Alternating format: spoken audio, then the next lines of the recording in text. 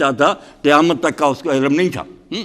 تو ایک تو معلومات جو ہے نا یہ اللہ کی کامل ہیں بکل شیء علیم، وہ ہر شے کو جانتا، اس کو پتہ ہے اس قانون کا نتیجہ کیا نکلے گا، وہ قیامت تک بھی جو نکلنا سارا اس کے علم میں، اس کو دیکھ کر ہی اس نے وہ قانون بنایا۔ دوسری طرف وہ خواہشات سے پاک۔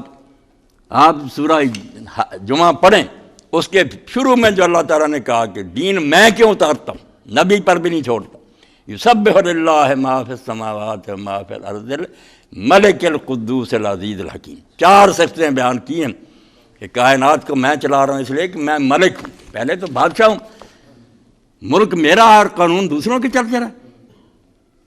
یہ تم مجھے للکارتے ہو کہ بادشاہی میری ہے، غلام تم میرے ہو، زمین و آسمان میرے ہیں، قانون تم اپنے چلانے شروع کر دو، یہ بغاوت ہوگی۔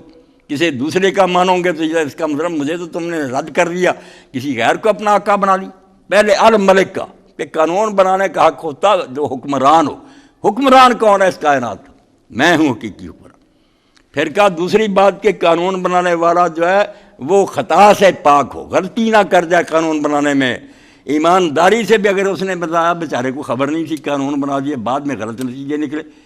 الملک القدوس، وہ بے عیب ہے، اس میں کوئی خطا اور غلطی نہیں ہے، اس کا قانون جو ہے اس میں کوئی خطا نہیں ملے گی۔ العزیز، اور دوسری طرف کہ قانون نافذ کرنے کی طاقت بھی ہے۔ قانون حکومتیں بناتی ہیں، لوگ مذاق اڑاتے ہیں، 40 کا حکم دیا تھا ججوں نے چینی کا، نہیں لوگوں نے بھی اب 70 میں بیچ رہے ہیں، بے بس عدالتیں، حکومت بھی بس سارا زور لگانے۔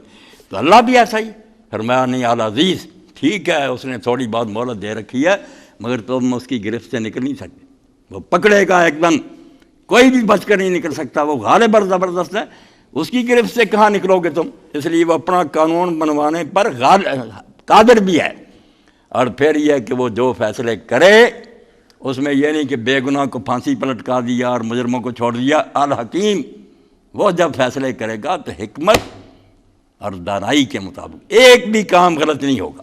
ایسی 4 صفات جوڑ دیں کہ پہلے قانون بنانے کا حق ہے، اگر کوئی دوسرا ساورن ہی نہیں، صاحب اقتدار نہیں، کیوں قانون بنائے؟ بادشاہی اس کی اور بناتے پھرتے ہو۔ پھر جو بے عیب ہے وہ سامنے آئے، نبی بھی ہوگا، تھوڑا پتہ ہے، کئی چیزوں کا نہیں پتہ۔ القدوس ہے، پھر العزیز ہے کہ اس کی گرفت سے کوئی بچ کر نہیں جا سکتا، اور الحکیم ہے، اور اس کے فیصلے بالکل مناسب اور درست ہیں، ورنہ ایمانداری سے بھی فیصلے غلط ہو جاتے۔ آپ کو پتہ ہے کہ داؤد علیہ السلام تھے اور حضرت سلیمان علیہ السلام، اس وقت حکمران تو داؤد علیہ السلام تھے، سلیمان تو بھی چھوٹے تھے، بیٹے تھے۔ عورتیں 2 آئیں، ہوا یہ کہ دونوں کے بیٹے تھے، رات کو بھیڑیا آیا، ایک بیٹا اٹھا کر لے گیا، وہ پہلے جاگی، اس نے دوسری کا بچہ اٹھا کر اپنے ساتھ لٹا دیا۔ جب وہ اصل ماں جاگی، اس نے کہا یہ تو بچہ میرا، اس نے کہا مجھے نہیں، تیرا بچہ کون لے گیا؟ نہیں یہ تو میرا۔ تو داؤد علیہ السلام کے پاس چلی گئی، اب گواہ تھا کوئی نہیں، سو داؤد علیہ السلام نے دیکھ کر کے بڑی کے پاس ہی ہے، اس کا یہ دے دیا اسے۔ اب داؤد علیہ السلام ظلم تو نہیں کر رہے تھے، مگر جو انہیں پتہ تھا ظاہری قانون اس کے مطابق فیصلہ سنا لیا۔ جب نکلی وہاں سے تو سلیمان علیہ السلام نے پوچھا کہ بہن کیا بات تھی، بتائی؟ انہوں نے کہا واپس چلو، جا کر کہا کہ ابا جی میں فیصلہ کرتا ہوں۔ انہوں نے کہا کرو، کہا چھری منگواؤ، میں بچے کو 2 ٹکڑے کر دیتا ہوں، ان دونوں کا آدھا دے دیتا ہوں۔ اب جس کا نہیں تھا وہ بیوقوف نکلی، اس نے کہا ہاں جلدی کریں، آپ 2 ٹکڑے کر دیں۔ تو سلیمان علیہ السلام نے کہا ابا جی کو سمجھ میں آیا، اگر اس کم بخت کا ہوتا تو ٹکڑے سے یہ کیا کام لے گی، کوئی اس کے ہے وہ کسی کام کا، یہ اسی لیے جلدی تیار ہوگی کہ یہ ماں نہیں ہے، وہ چیخ رہی ہے بیچاری کہ ٹکڑے نہ کرو، بے شک اس کے پاس رہنے دو۔ تو اس لیے انسان نبی بھی ہو جائے تو پوری معلومات نہیں رکھتا، ہر شے کو تو اللہ جانتا۔ اس لیے کہا کہ یہ رسالت جو ہے 2 چیزوں سے لازم ہے تمہارے دل میں، ایک تو تم سارے بھی مل جاؤ نا، تمہاری معلوم، تمہیں نہ دنیا کے آغاز کا پتہ کب سے چلی ہے، کب تک جائے گی، عرش عظیم کہاں ہے تحت ثری، تھوڑی سی معلومات کی بڑا چھوٹی سی مثل لے کر اس پر فیصلے کرتے ہو۔ فیصلہ وہ کرے گا جس سے اس کے سارے سامنے ماضی، حال، مستقبل سب واضح۔ اور دوسرا تم خواہشات سے جان نہیں چھڑا سکتے، بڑے سے بڑا نیک بھی جو ہے اس کے اپنے کچھ مقاصد ہے، راز ہے، کچھ وہ چاہتا ہے، اس نے ادھر ہی پلٹ جانا۔ آیت کا یا حدیث کا، بے شک ہم 1000 چارہ کریں، جدھر ہمارا پہلے رجحان ہوتا نا ہم اس آیت اور حدیث کو بھی کسی کا بشر سے نجات نہیں پا سکتا۔ اللہ کے رسول کے بارے میں یہ دو باتیں جو کہیں، بہت پیاری بات ہے، بڑی تعریف ہے، اس میں سب کچھ آ گیا۔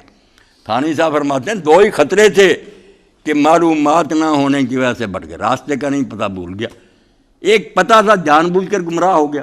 اللہ نے اپنے رسول علیہ السلام کے بارے میں فرمایا ما ضل صاحبکم وما غوی، نہ تمہارا نبی اس لیے بھٹک جاتا ہے کہ وہ جانتا نہیں، نہ اس لیے کہ وہ خواہشات کا بندہ، اللہ نگرانی کر رہا، اللہ خود وہی اتارتا ہے وہ آپ۔ اور اسی کو حضرت مرزا علیہ ثانی رحمۃ اللہ نے ایک بڑے بلیغ فقرہ میں ادا کیا۔ رسول اور عام بندے کا فرق سمجھا کہ علماء، فقہاء، مجتہدین جتنے بڑے نیک ہیں اونچے، مگر یہ خود چلتے ہیں، آپ راستہ ڈھونڈتے جاتے ہیں، تحقیق کرتے جاتے ہیں، ہو سکتا ہے صحیح بات سمجھ میں آئے۔ اس لیے یہ بڑے سے بڑے فقیر بھی کہتے ہیں کہ ہم جو کہتے ہیں یار یہ ثواب یحتمل الخطا، ہمارے خیال میں درست ہے مگر ہو سکتا ہے یہ غلطی ہو۔ دوسرے کو کہتے ہیں کہ امام شافعی اور جو دوسرے نا ہم سمجھے خطا ان کی بات غلط ہے، یحتمل الثواب، ہو سکتا ہے وہی ٹھیک ہو۔ یہ بیچارے یقین سے نہیں کہہ سکتے۔ تو اگر نبی کا حال بھی یہ ہے تو دنیا کیا کرے پھر، بھٹکتی پھرے۔ او خیشتن گمست کرا راہ بری کن، آپ ہی بھٹکا ہوا ہمیں کیا راہ دکھائے گا۔ اس کا بندوبست اللہ نے کیا۔ اس کو مجاہد صاحب فرماتے ہیں از رفتن تا بردن ہزار فرسنگر، خود چلنے میں اور گھر والا کسی کو ہاتھ پکڑ کر لے جائے اس میں ہزاروں میلوں کا فاصلہ۔ لوگ آپ چل رہے ہیں، نبی چلایا جا رہا ہے، اللہ خود اس کو چلا رہا ہے۔